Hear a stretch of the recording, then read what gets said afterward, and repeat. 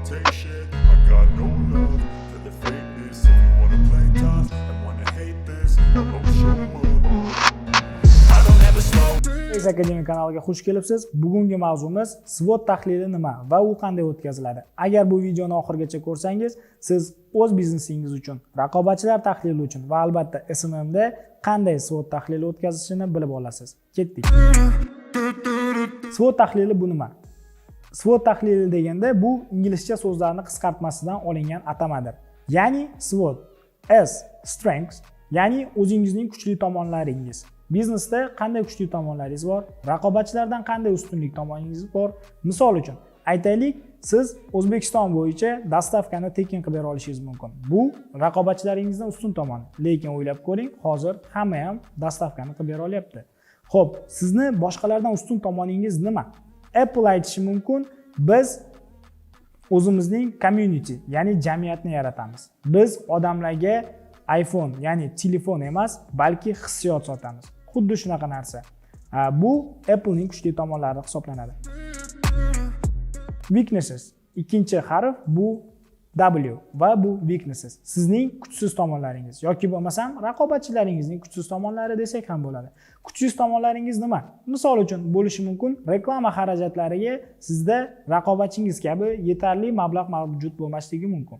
Aytaylik, siz Cola bilan raqobat qilmoqchisiz, lekin sizda buning imkoni yo'q. Sababi sizda reklama byudjetingiz chegaralangan.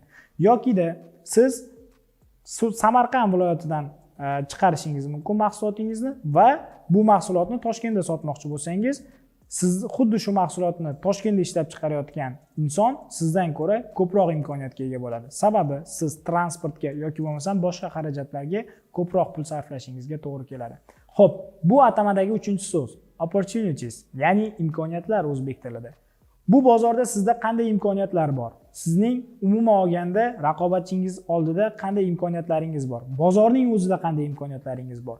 Mana shu opportunities, ya'ni imkoniyatlar shu narsaga javob beradi.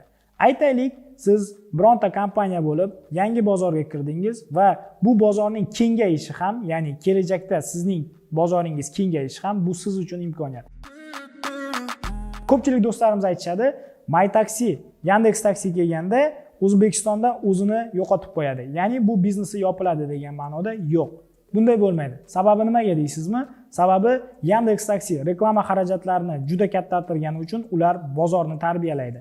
Buning natijasida MyTaxi'da imkoniyat paydo bo'ladi. Bozorni kengayishidan ular foydalanishi mumkin. Albatta. Xo'p, oxirgi harf nima?